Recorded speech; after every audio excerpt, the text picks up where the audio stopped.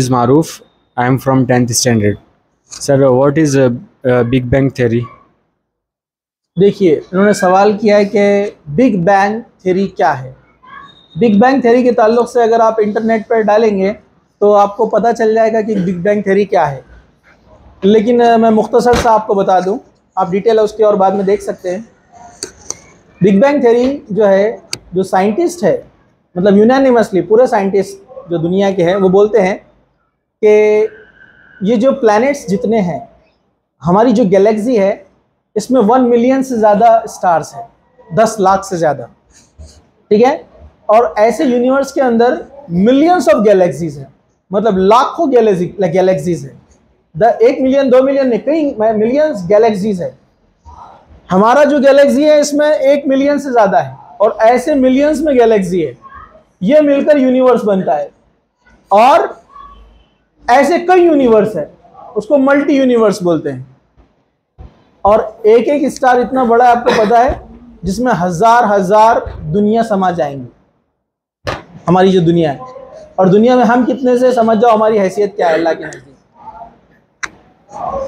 तो ये सब पहले एक जगह था, एक नेबुला की फॉर्म में। इसको प्राइमरी नेबुला कहा जाता है, एक बॉल की तरह बड़ा, बिग, वेरी बिग।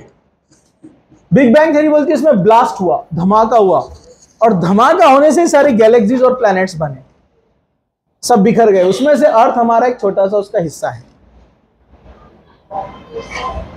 तो अल्हम्दुलिल्लाह आप देखेंगे कुरान मजीद में भी इसका इशारा दिया हुआ है। कुरान असल में साइंस की किताब नहीं है, नहीं तो आप बोलेंगे पूरा डिटेल क्यों नहीं है कुरान के अंदर। कुरान अल्लाह ताला ने इसलिए नहीं उतारा कि आपको साइंटिफिक चीज़ें सिखाए, बल्कि अल्लाह ताला ने, अल्लाह मौजूद है, अल्लाह खुद है, अल्लाह ने अपने हक़ को वजाहत करने के लिए, बंदों तक अपना तारुफ पहुँचाने के लिए इस किताब को भेजा। और इससे पहले भी और किताबें आई थी, कुरान पहली किताब नहीं है, ये आखिरी किताब है।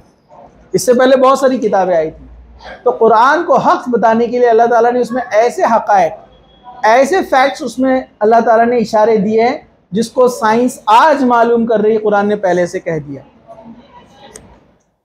जैसे सूरह अंबिया को अगर आप पढ़ेंगे और दीगर सूरों में आप पढ़ेंगे तो अल्लाह ताला ने कुरान में फरमाया कि ये ज़मीन और आसमान आपस में मिले जुले थे, और फिर हमने इनको क्या किया, फफ़सक़नाहुमा, हमने इनको जुदा जुदा कर दिया।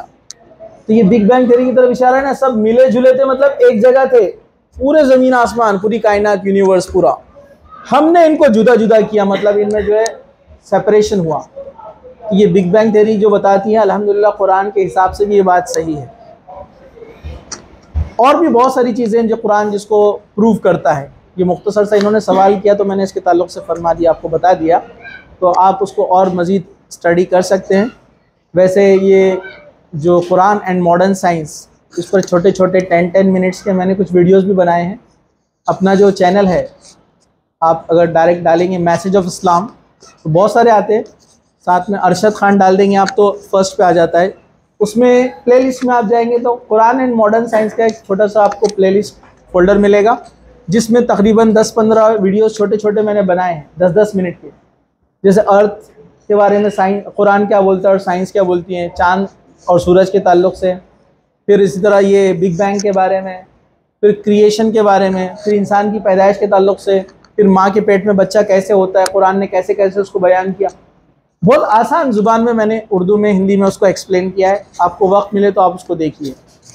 Message of Islam Arshad Khan अगर आप डालेंगे तो वो फर्स्ट पे आ जाएगा, क्योंकि ये नाम से बहुत सारे बने हुए हैं, ठीक है, और बहुत अलग अलग चैनल्स हैं। तो ये अगर आपको देखना है तो उर्दू हिंदी में आसान लैंग्वेज में मैंने उसको बनाया ताकि आप उसको समझ सकें, और आप उसको ज़रूर पढ़िए, क्योंकि आज के बाद अब 10th के बाद आप जाएंगे अदर कोर्सेस में, लोग मुख्तलिफ सवालात करेंगे, तो आपको बुनियादी इल्म होना चाहिए, नॉलेज होना चाहिए ना, तो आप उसको थोड़ा सा पढ़िए, ठीक है। जज़ाकल्लाह।